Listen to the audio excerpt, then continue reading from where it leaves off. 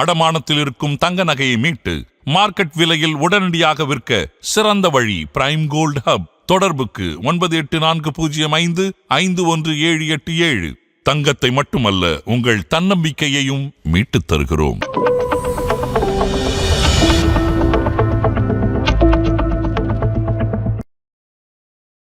So ஜென்ரலாக வந்து உங்களுக்கு நிறைய ப்ராஃபிட்ஸ் வேணும், எல்லா ப்ராஃபிட்டும் நம்மளே வச்சுக்கணும் அப்படின்னு சொல்லி பார்த்தீங்கன்னா ஓன் பிஸ்னஸ் ஆரம்பிக்கிறது தான் பெட்டர்.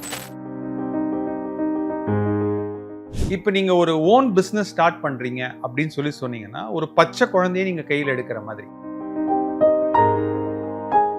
ஃப்ரான்ச்சைஸில் டிஸ்அட்வான்டேஜ்னா என்ன சார்? ஸோ ஃப்ரான்ச்சைசி பிஸ்னஸில் என்னென்னலாம் டிஸ்அட்வான்டேஜ் அப்படின்னு பார்த்தீங்கன்னாக்கா, ஏதோ ஒரு ஃப்ரான்ச்சைஸில் போகிறோம், ஒரு பணத்தை எடுத்து ஒரு 1.5 லட்ச ரூபா கொடுக்குறோம், 5 லட்ச ரூபா கொடுக்குறோம், கொடுத்துட்டு நமக்கு ஒரு பிராண்ட் மாதிரி போட்டுறாங்க, அதுவே ஆட்டோமேட்டிக்காக பணம் வருமா அப்படின்னு கேட்டிங்கன்னா கண்டிப்பாக பணம் வரும். ஓன் பிஸ்னஸ் தான் வந்து நீங்கள் வந்து நிறைய பணம் பண்ணணும், லாபம் பண்ணணும்னா ஓன் பிஸ்னஸ் தான் இருக்கிறதுலே பெஸ்ட்டு. ஆனால் உங்களுக்கு வந்து ஒரு ப்ராப்பரான ஒரு செட் ஆஃப் அட்வைசர்ஸ், கோச்சஸ் இருக்கணும், அடுத்தவங்க சொல்கிறத நம்ம கேட்குறதுக்கும் இருக்கணும். புதுசாக ஒரு பிஸ்னஸ் ஸ்டார்ட் பண்ணணும் அப்படின்னு பார்த்தீங்கன்னா 3 விஷயம் பார்ப்பேன். ஒன்று, எந்த ப்ராப்ளத்தை சால்வ் பண்ணுறோம். ரெண்டாவது வந்து அந்த ப்ராப்ளம் வந்து ஒரு லாங் டேர்முக்கு இருக்குமா. ஒரு ஷார்ட் டேர்ம் ப்ராப்ளத்தை எடுத்து நீங்கள் சால்வ் பண்ணிங்கன்னா, இப்போ கோவிட் மாதிரி ஒரே ஒரு வேக்சின் மட்டும் சால்வ் பண்ணிங்கன்னா கோவிட் வந்து லைஃப் லாங் இருக்குன்னு சொல்ல முடியும். ஸோ அந்த ப்ராப்ளம் இருக்கு. மூணாவது வந்து எல்லாருமே வந்து அதில் பணம் பண்ண முடியுமா.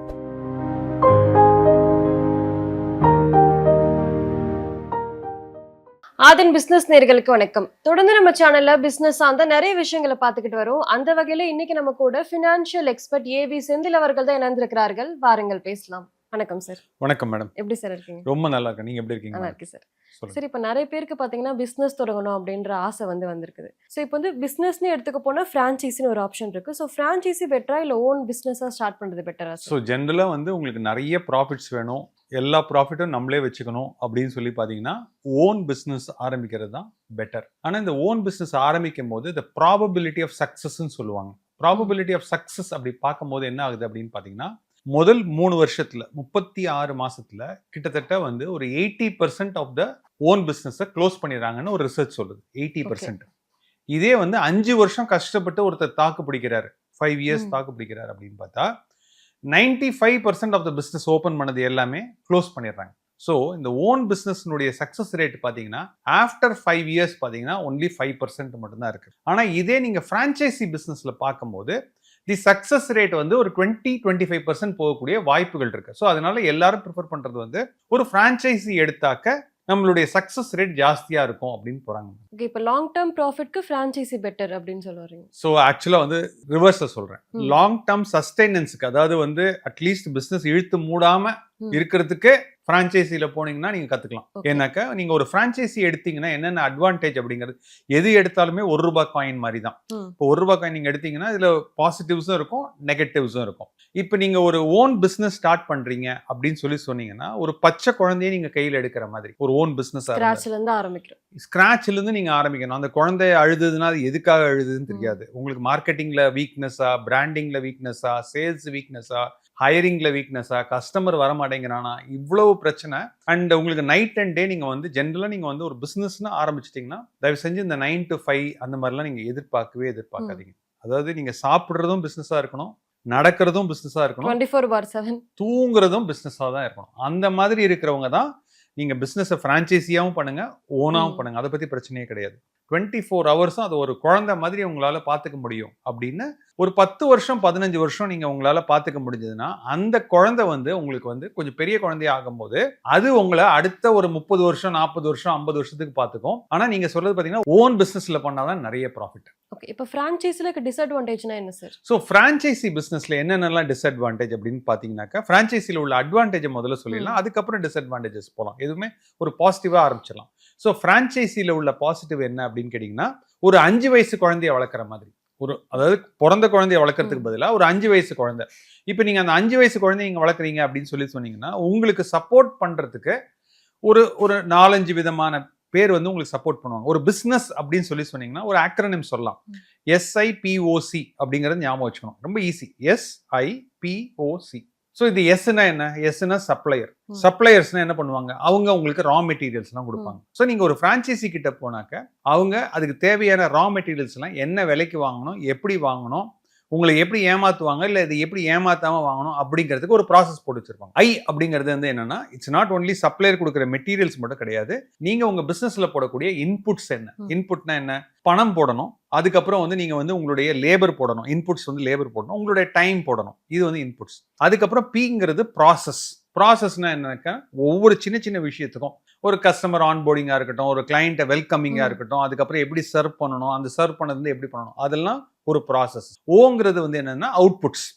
நம்ம ஒரு பிஸ்னஸ் பண்றோம் அப்படின்னா அது வந்து ஒரு மேனுஃபேக்சரிங் ரிலேட்டடாகவும் இருக்கலாம், இல்லை சர்வீஸ் ரிலேட்டடாகவும் இருக்கலாம். அதுக்கு வந்து ஒரு அவுட்புட் வந்துகிட்டே இருக்கும். கடைசியா வந்து கஸ்டமர் ஹேண்ட்லிங். கடைசியா உங்களுக்கு இங்கே தான் ரொம்ப ரொம்ப கஷ்டம் வந்து எப்படின்னா, அந்த கஸ்டமரை எப்படி ரிசீவ் பண்ணி எப்படி பண்ணுவீங்க.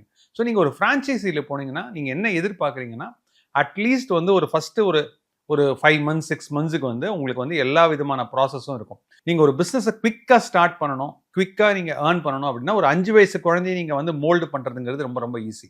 ஸோ அவங்க உங்களுக்கு ப்ராசஸ்லாம் தருவாங்க. ஆனா இந்த மாதிரி பண்ணும் போது என்ன ஆகுதுன்னா, டிஸ்அட்வான்டேஜ் நீங்க கேட்டீங்க. டிஸ்அட்வான்டேஜ்னா ஒரு 3 விதமான முக்கியமான டிஸ்அட்வான்டேஜஸ் சொல்லிடுறேன். ஃபர்ஸ்ட் வந்து என்னன்னாக்க, நீங்க என்னவா இருந்தாலும் கடைசியா வந்து உங்க பேர் வரப்போறது இல்லை. பிராண்டுக்காக தான் உழைக்கிறீங்களே தவிர உங்க பிராண்டுக்காக நீங்க உழைக்கல. இது வந்து ஒரு பெரிய டிஸ்அட்வான்டேஜ். ரெண்டாவது வந்து டிஸ்அட்வான்டேஜ் அப்படின்னு பாத்தீங்கன்னா, நீங்க ஏர்ன் பண்ணக்கூடிய ஒவ்வொரு ரூபாய் ரெவென்யூலையும் ஒரு பர்சன்டேஜ் கேட்பாங்க. ஸோ நீங்க எது எடுத்தாலும் நீங்க பிரான்ச்சைசில போகும்போது ஒவ்வொரு ரூபாய் ரெவென்யூக்கும் நீங்க வந்து 10%, 15%, ஏன் 5%? ஏன்னா வால்யூம் நிறைய நிறைய நிறைய பர்சன்டேஜ் கம்மியாயிட்டே இருக்கும். வால்யூம் கம்மியா இருக்கும் போது நீங்க பர்சன்டேஜ் கூட கொடுக்குற மாதிரி இருக்கும். ஸோ நீங்க franchisee எடுத்தீங்கனாலே there is a percentage of revenue will go to your அந்த பிரான்ச்சைசி கொடுக்குறவங்களுக்கு போகும். ரெண்டாவது. மூணாவது வந்து என்னன்னா, உங்களுடைய ஃப்ரீடம்ஸ் சொல்லுவோம். ஃப்ரீடம்னா என்னன்னா, நீங்க ஏதாவது ஒரு ஆஃபர் போடணும், நீங்க ஏதாவது இருக்கணும்னா உங்களுடைய இந்த அக்ரிமெண்ட்னு சொல்லுவோம். ஒரு பிரான்ச்சைசிக்காக நீங்க ஒரு அக்ரிமெண்ட் போடணும்னாலும், ஏன்னா அவங்க சொல்ற மாதிரி தான் நீங்க பிசினஸ் ஸ்டார்ட் பண்ண முடியும். ஸோ ஃப்ரான்ச்சைசியாக இருந்தாலும் சரி, ஓன் பிஸ்னஸாக இருந்தாலும் சரி, கிட்டத்தட்ட நீங்கள் வந்து 24 hours நீங்கள் ஒர்க் பண்ணக்கூடிய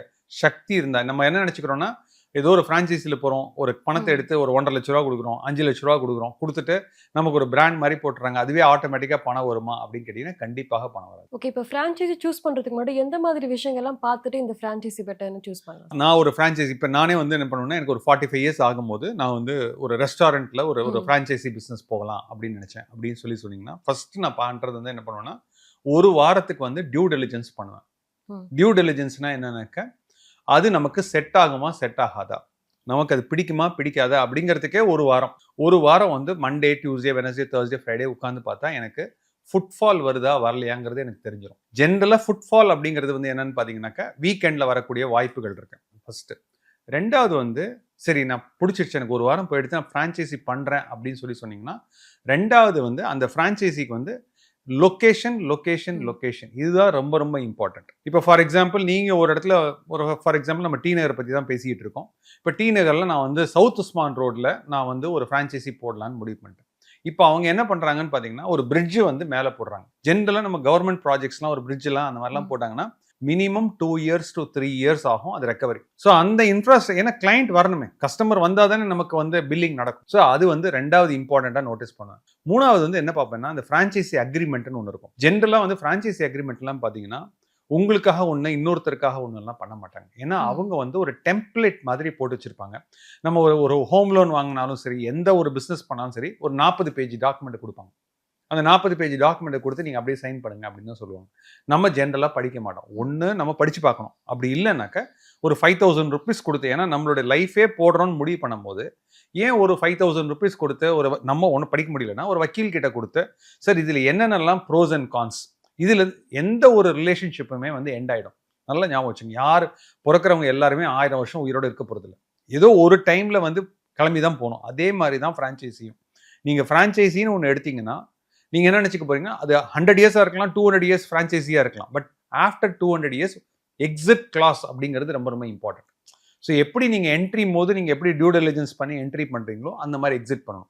நீங்கள் ஒரு ஃப்ரான்ச்சைசி அக்ரிமெண்ட்டில் உள்ளே போகிறீங்கன்னா என்னென்ன மாதிரி கிளாஸஸ்லாம் இருக்குன்னு பார்க்கணும். அண்ட் அதனால நீங்க மாட்டிப்பீங்க அப்படின்னு சொன்னீங்கன்னா அதுக்கு ஏதாவது சேஞ்சஸ் கேட்கணும். இல்லைன்னா உங்களுக்கு மட்டும் நீங்க என்ன பண்ணணும்னா ஒரு 20 ரூபீஸ், இப்போ 20 ரூபீஸ் ஸ்டாம்ப் பேப்பரே வரது கிடையாது. இப்போ 100 ரூபீஸ் தான் ஸ்டாம்ப் வருது. 100 ரூபீஸ் ஸ்டாம்ப் பேப்பர்ல நீங்க என்ன சொல்லணும்னா இந்த மாதிரியான ஒரு அக்ரிமெண்ட்ல எனக்கு இந்த ஒரு 4 கிளாஸ் மட்டும் எனக்கு மாத்தி கொடுங்க அப்படிங்கிற மாதிரி சொல்லலாம். ஸோ வந்து நான் திருப்பி சொல்றது வந்து என்னன்னா, ஃபர்ஸ்ட் ஒரு 1 வீக் டியூ டெலிஜென்ஸ் பண்ணுங்க. Point number 1. பாயிண்ட் நம்பர் 2 வந்து லொகேஷன்ஸை வந்து கரெக்டா சூஸ் பண்ணுங்க. 3வது வந்து அந்த பிரான்ச்சைசியினுடைய அக்ரிமெண்ட் என்ன அக்ரிமெண்ட், என்ட்ரி என்ன, ரன்னிங் எப்படி இருக்கும், எக்ஸிட் எப்படி இருக்கும்னு பார்த்துட்டு என்டர் பண்ணணும். ஓகே, இப்போ ஓன் பிசினஸ்ல எந்த மாதிரி அட்வான்டேஜ் சார் இருக்கு? ஓன் பிசினஸ்ங்கிறது நீங்களா எடுத்து வளர்க்குற குழந்தை. உங்ககிட்ட ஃபுல் டைம் இருக்கு. அதோட ரொம்ப இம்பார்ட்டன்ட் மென்டர்னு சொல்லுவேன். மென்டர் அண்ட் கோச், இது ரெண்டும் டிஃப்ரெண்ட் ஆக்சுவலா. இப்போ நான் ஒரு பிசினஸ் ஆரம்பிக்கிறேன். இப்போ ஃபார் எக்ஸாம்பிள் நான் வந்து ஒரு மியூச்சுவல் ஃபண்ட் டிஸ்ட்ரிபியூட்டர், இல்லைனா நான் வந்து ஒரு ஃபேமிலி ஆஃபீஸ் ரன் பண்றேன் அப்படின்னு சொன்னீங்கன்னா, எனக்கு யார் மென்டர், எனக்கு யார் கோச், எனக்கு யார் அட்வைசர்னு பார்ப்பேன். ஸோ எனக்கு இது மட்டும் எனக்கு வந்து ஒரு ப்ராப்பராக ஒரு 3 பேர் கிடைச்சிட்டாங்க அப்படின்னு சொன்னீங்கன்னாக்க, அவங்களுக்கு நீங்கள் காசு கொடுத்தும் பண்ணலாம், ஃப்ரீயாகவும் பண்ணலாம். ஒரு சிலர்லாம் வந்து ரிட்டையர் ஆனவங்கலாம் என்ன பண்ணுவாங்கன்னா, இப்போ நான் வந்து ஸ்கூல் காலேஜில் படித்த ஃப்ரெண்ட்ஸு, என்னோட சீனியர்ஸ்லாம் இருக்காங்க. அவங்களாம் வந்து என்ன பண்ணுவாங்கன்னாக்கா, செந்தில் நீ பிஸ்னஸ் ஸ்டார்ட் பண்ணுறியா? என்னால் பிஸ்னஸ் ஸ்டார்ட் பண்ண முடியாது. ஆனால் I will help you, I will guide you, I will coach you, I will mentor you. உனக்கு என்ன அட்வைஸ் வேணாலும் நான் தரேன். அந்த மாதிரி இருக்கும்போது என்ன ஆயிடுதுன்னா, I will become more like என்ன ஆகும்னா, எனக்கு ஏதாவது ஒரு பிரச்சனைனா அவங்க கிட்ட போவோம். இது எப்படி கம்பெனியில் பண்றாங்க அதையும் தெரிஞ்சுக்கணும். இவங்கெல்லாம் எப்படி மேனேஜ் பண்றாங்கன்னு பார்த்தீங்கன்னா, போர்ட் ஆஃப் டைரக்டர்ஸ்ன்னு சொல்லுவோம். ஒரு கம்பெனின்னு இருந்தால் அந்த கம்பெனியில் போர்ட் ஆஃப் டைரக்டர்ஸ் அவங்க தான் வந்து உங்களுக்கு வந்து எது பண்ணலாம், எது பண்ணக்கூடாது, you are responsible for them. So நான் ஒரு ஓனா பிஸ்னஸ் ஸ்டார்ட் பண்ணால் அதுதான் இருக்குதுலே பெஸ்ட்டு. ஆனால் நீங்கள் எல்லாத்தையுமே நீங்களே பண்ணி நீங்களே ட்ரை பண்ணணும் அப்படின்னு சொன்னால் அது பண்ணவே முடியாது. ஏன்னா உங்களுக்கு வந்து என்னன்னா லிமிடெட் டைம் இருக்கு. உங்களுக்கு லிமிடெட் டைம் தான் இருக்கு. ஏன்னா நீங்கள் வந்து டே இன் அண்ட் டே அவுட் நீங்கள் வந்து பண்ணணும். ஃபார் எக்ஸாம்பிள் திடீர்னு ஒரு கோவிட் மாதிரி ஒரு சுச்சுவேஷன் வந்ததுன்னா உங்களுக்கு வந்து பிஸ்னஸ் வந்து ஒரு 6 மாதம் 8 மாதம் 12 மாதம் கூட எஃபெக்ட் ஆகக்கூடியது இருக்கு. திடீர்னு ஒரு மழையோ வெள்ளமோ வந்ததுன்னா அந்த டைம்ல நீங்கள் உங்களுக்கு ரெக்கவர் ஆகிறதுக்கான ஒரு இது இருக்கு. ஒரு சில டைம்ல என்ன ஆகும்னா ரூல்ஸ் அண்ட் ரெகுலேஷன்ஸ் சொல்லுவோம். இந்த ரூல்ஸ் அண்ட் ரெகுலேஷன்ஸ்னா என்னன்னா, இப்போ நான் வந்து ஒரு சோலார் பேஸ்ட் ஒரு ப்ராஜெக்ட் நான் வந்து உள்ள கொண்டு வரேன். திடீர்னு வந்து சோலாருக்கு உள்ள எல்லா விதமான சலுகையும் அரசாங்கம் வந்து ஸ்டாப் பண்றேன் அப்படின்னு சொல்லிட்டாங்கன்னா ஆட்டோமேட்டிக்கா that will have an impact. இப்போ நான் வந்து ஒரு ஆட்டோமேட்டிக் கார் நான் வந்து கொண்டு வரணும்னு பார்க்குறேன். அந்த ஆட்டோமேட்டிக் காருக்கு வேண்டிங்கிற எல்லா பொருளும் சைனாலேருந்து தான் வரணும். ஆனால் சைனாலேருந்து எனக்கு இம்போர்ட் வரல அப்படின்னு சொன்னீங்கன்னா தட் வில் பி இது. ஸோ அதனால ஓன் பிஸ்னஸ் தான் வந்து நீங்கள் வந்து நிறைய பணம் பண்ணணும், லாபம் பண்ணணும்னா ஓன் பிஸ்னஸ் தான் இருக்கிறதுலே பெஸ்ட்டு. ஆனால் உங்களுக்கு வந்து ஒரு ப்ராப்பரான ஒரு செட் ஆஃப் அட்வைசர்ஸ், கோச்சஸ் இருக்கணும். அடுத்தவங்க சொல்றதை நம்ம கேட்கறதுக்கும் இருக்கணும். கேட்டு அதை இம்ப்ளிமெண்ட் பண்ணா கண்டிப்பாக ஓன் பிசினஸ் தான் it will give you more money. Okay, இப்போ வந்து நியூ ஆண்டர்பிரினரா ஒருத்தவங்க வந்து காலடி எடுத்து வைக்கிறாங்க அப்படின்னா அவங்களுக்கு எந்த மாதிரி ஆப்ஷன் சார் இப்போ சூஸ் பண்ணலாம்? ஜென்ரலா இன்னைக்கு அதாவது நீங்க கேட்கறது இப்போ செப்டம்பர் 2025ல இது ரெக்கார்ட் பண்றோம், அக்டோபர் 2025ல இது ரிலீஸ் ஆகுதுன்னு வச்சுக்கலாமே. இப்போ நான் ஒரு புது ஆண்டர்பிரினர், நம்ம இப்போ இதுதான் பண்ணணும் அப்படின்னாக்கா, நான் ஒரு ஆண்டர்பிரினர்னா ஃபர்ஸ்ட் ஒரு 3 விஷயம் கேட்பேன். என்ன ஒரு விஷயம் வந்து என்னன்னாக்கா, ஃபர்ஸ்ட் வந்து நம்ம எந்த ப்ராப்ளத்தை வந்து நம்ம சால்வ் பண்றதுக்காக நம்ம ட்ரை பண்றோம். ஏதோ ஒரு இடத்துல ஒரு கிளைண்ட் நம்ம கிட்ட, ஒரு கஸ்டமர் நம்ம கிட்ட வரணும்னா ஏதோ ஒரு பிரச்சனை இருக்கணும். அந்த பிரச்சனை இருந்தால் தான் சால்வ் பண்ண முடியும். அவங்க எதுக்காக வந்து அந்த ப்ராப்ளத்துக்காக அந்த பிசினஸ் ஸ்டார்ட் பண்றாங்கன்னா, எனக்கு டைம் இல்லை, எனக்கு டைம் கிடையாது, அந்த டைமை உங்களால வந்து ஒரு காஸ்ட் எஃபிஷியன்ட் வேலை எனக்கு டெலிவரி பண்ண முடியுமா? ஸோ நீங்க ஒரு பிசினஸ், எந்த ஒரு பிசினஸ் ஸ்டார்ட் பண்ணாலும் அந்த ஒரு தொலைநோக்கு பார்வை இருக்கணும். எந்த ஒரு ப்ராப்ளத்தை சால்வ் பண்ணணும். இது பாயிண்ட் நம்பர் 1. பாயிண்ட் நம்பர் 2, இந்த ப்ராப்ளத்தை நான் சால்வ் பண்ற ப்ராப்ளம் ஒரு லாங் டேர்ம் இருக்குமா, ஷார்ட் டேர்ம் இருக்குமா? இப்போ ஃபார் எக்ஸாம்பிள் நான் ஒரு மியூச்சுவல் ஃபண்ட் டிஸ்ட்ரிபியூட்டர்னு எடுத்துக்கோங்களேன். நான் என்ன ப்ராப்ளத்தை சால்வ் பண்றேன் அப்படின்னு கேட்டீங்கன்னா, இந்தியாவில் வந்து ஒரு 500 கம்பெனி இருக்கு, 750 கம்பெனி லிஸ்டட் கம்பெனிஸே இருக்கு.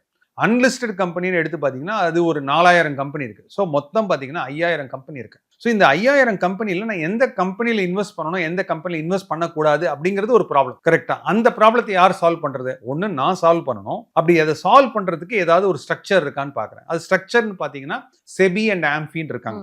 அவங்க வந்து என்ன பண்றாங்கன்னா அசெட் மேனேஜ்மெண்ட் கம்பெனி எடுக்கிறாங்க. ஸோ இந்த ப்ராப்ளம் வந்து லைஃப் லாங் இருக்குமா அப்படிங்கிறத என்னோட அடுத்த கேள்வி. அப்படின்னு பார்த்தா நான் லாஸ்ட் 60 இயர்ஸ்க்குள்ள டேட்டா பாயிண்ட் எடுத்து பார்க்குறேன். லாஸ்ட் 60 இயர்ஸ்ல பார்த்தீங்கன்னா 30 வருஷத்துக்கு முன்னாடி பார்த்த ப்ராடக்ட்லாம் இனி கிடையவே கிடையாது. இதே மாதிரி அமெரிக்காவில் வந்து ஒரு 60 வருஷத்துக்கு முன்னாடி உள்ள கம்பெனிஸ்லாம் பார்த்தீங்கன்னா ஆயில் பேஸ்ட் கம்பெனிஸாக இருந்தது. அதுக்கப்புறம் பார்த்தீங்கன்னா பேங்கிங் இன்ஸ்டிடியூஷன்ஸாக இருந்தது. ஆனால் இன்னைக்கு 2025ல் அமெரிக்காவில் உள்ள டாப் 5 கம்பெனிஸ்னா டெக்னாலஜி கம்பெனிஸ் தான் இருக்கு. ஸோ இப்போ நான் சூஸ் பண்ணிக்க ப்ராப்ளம் வந்து என்னன்னா, ஒரு ப்ராப்ளம் வந்து கம்பெனியும் மாறிக்கிட்டே இருக்கு. அப்போ எந்த கம்பெனியில் இன்வெஸ்ட் பண்றது, அதை வந்து காஸ்ட் எஃபெக்டிவா பண்ண முடியுமா? இன்னைக்கு எல்லாருமே வந்து ஒரு கிளைண்ட் நம்ம கிட்ட வராங்கன்னா என்னன்னா, ஒரு நல்ல வேல்யூ இருக்கணும், காஸ்ட்டும் கம்மியா இருக்கணும்னு பார்க்குறாங்க. ஸோ ஃபர்ஸ்ட் என்ன ப்ராப்ளம், அப்புறம் அந்த ப்ராப்ளம் வந்து லாங் டேர்ம் நீடிக்குமா அப்படிங்கிறது பார்க்கணும். மூணாவது வந்து இதுல எல்லாரும் பணம் பண்ண முடியுமான்னு பார்க்கணும். அதாவது நான் மட்டும் பணம், அதாவது நான் ஒரு பிசினஸ் ஸ்டார்ட் பண்றேன்னா நான் மட்டும் பணம் பண்ணக்கூடாது. அதாவது எனக்கு முன்னாடி இருக்கிறவங்களும் பணம் பண்ணணும், எனக்கு பின்னாடி இருக்கிறவங்களும் பணம் பண்ணணும்.